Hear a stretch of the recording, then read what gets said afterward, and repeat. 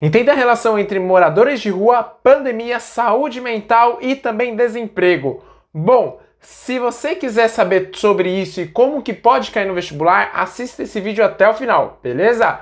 Bom, para quem não me conhece, muito prazer, meu nome é Arnaldo Ridani, sou professor de Geografia e Atualidades aqui do canal GeoAtual, o canal mais crítico, informativo e interessante de todo esse YouTube. Fala aí, vestibulando e vestibulanda, tudo bem com você? Estou muito feliz de ver você aqui e olha só, em primeiro lugar nós precisamos entender o contexto de como que se dá essa ocupação e o aumento dos moradores de rua nas cidades, principalmente no estado de São Paulo, estado que tem tanto dinheiro, só que infelizmente também tem tanta desigualdade social. Então nós temos que entender essa desigualdade social dentro do mundo, dentro do Brasil e dentro do próprio estado e também dentro das cidades.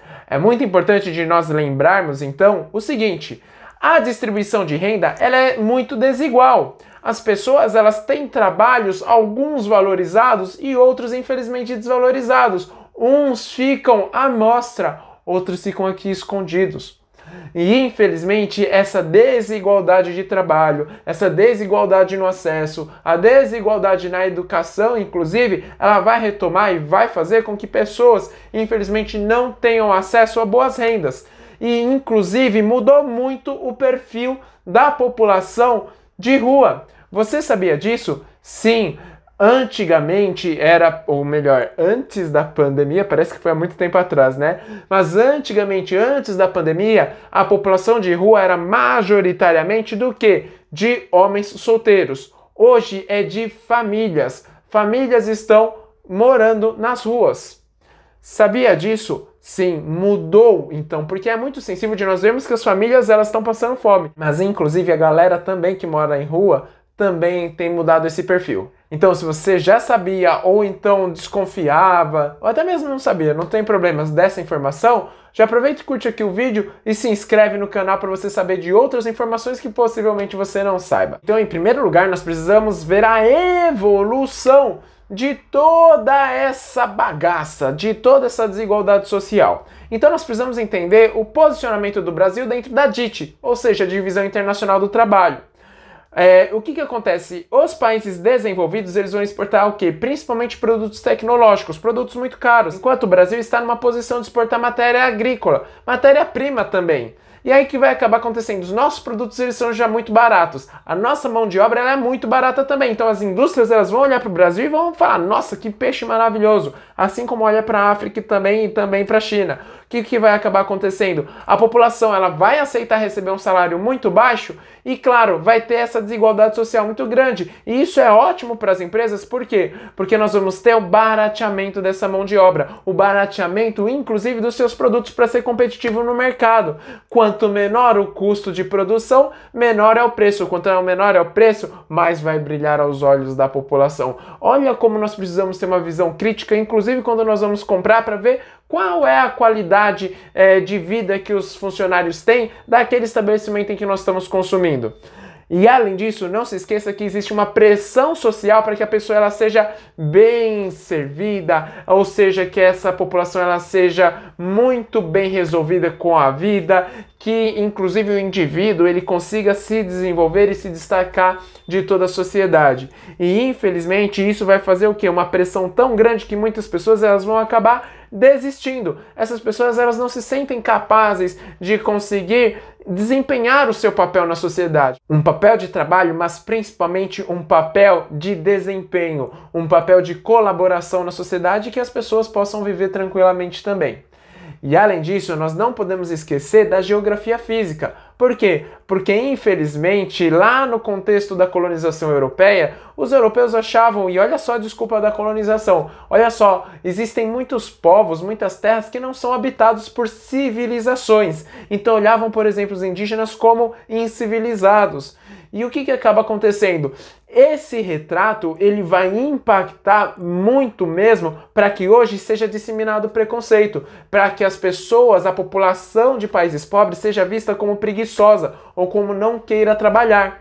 E olha só, isso, claro, nós brasileiros e brasileiras estamos inseridos nesse contexto. E aí que vem aquela questão onde nós vamos ter uma cidade onde de um lado nós vamos ter áreas nobres, ou seja, áreas ricas, e uma outra área com favelas. Infelizmente, essas comunidades, a periferia, ela está deslocada da cidade. Não tem comunicação com a cidade, principalmente com transporte público. A maior parte da população, ela vive nessas áreas periféricas. Essa desigualdade social, ela vai provocar a favelização e a segregação socioespacial. O que é essa segregação socioespacial? Segregação é separação, sócio de sociedade, espacial de espacialidade, ou seja, de área. Então, uma parte da população que ela é rica, ela vai ficar no centro. O resto da população que ela é pobre, ela vai ficar deslocada. Ela não vai ter acesso tão facilitado à infraestrutura pública. O que acaba acontecendo? Muitas pessoas, antigamente nós já tínhamos, antigamente de novo, antes da pandemia, nós já tínhamos muitas pessoas que elas acabavam tendo não problemas mentais, mas sim algumas questões psicológicas que elas acabavam desistindo da sua vida, principalmente pela pressão da sociedade, e elas acabavam morando na rua porque elas se frustravam.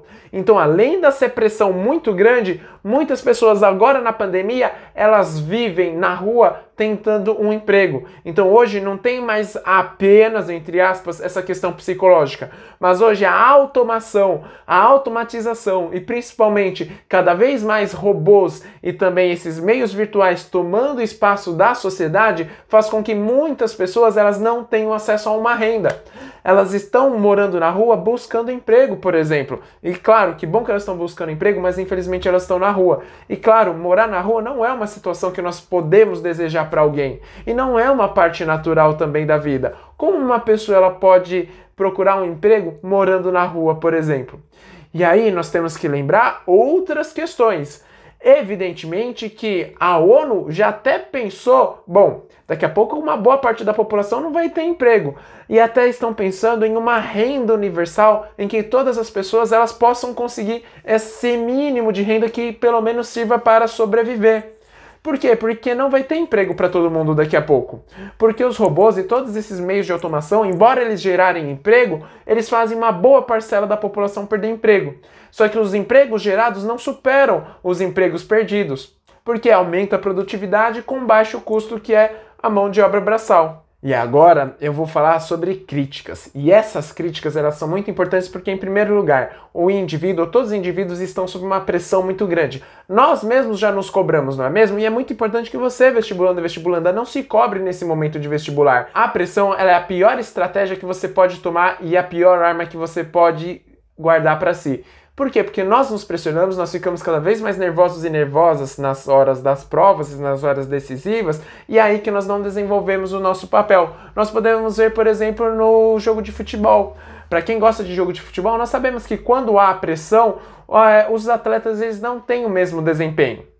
E além disso, nós vamos ter o quê? O tabu com a saúde mental, onde as pessoas olham apenas a psicologia como algo para louco, para pessoas que têm doenças. E não, nós precisamos da psicologia também, claro, para nos desenvolvermos. E até mesmo para tirar um pouquinho desse estresse quando nós não conseguimos fazer por conta própria. E aí é importante de nós lembrarmos que então essa população que ela está vivendo, tentando sobreviver, não está vivendo, ela está sobrevivendo, ela está procurando apenas um emprego digno, um emprego em que as pessoas elas possam consumir mais, que elas possam ter o seu estilo de vida. E aí, claro, não tem aquela ideologia, aquela defesa da animalização do ser humano. Nós precisamos nos olhar de uma forma humanizada, de uma forma em que nós possamos, sim, cada vez mais proteger as pessoas, proteger uns aos outros. E até mesmo nós podermos nos relacionarmos bem, nós vermos como que a população ela está distribuída no espaço. Como que se dá essa segregação social? Quem é a população que acessa universidades públicas, por exemplo? É quem teve algum privilégio. Obviamente que nós temos exceções, mas um caso em 1 milhão é uma exceção, não é uma regra. E nós precisamos tornar a distribuição de renda de forma igualitária, que as pessoas elas vivam bem, de uma forma como se fosse uma regra e não uma exceção. Beleza? Bom, muito obrigado por você ter assistido esse vídeo até aqui. Não esquece de curtir o vídeo, se inscrever no canal e compartilhar com seus amigos e suas amigas todas essas novidades e essas notícias. Obrigado e até a próxima. Tchau, tchau!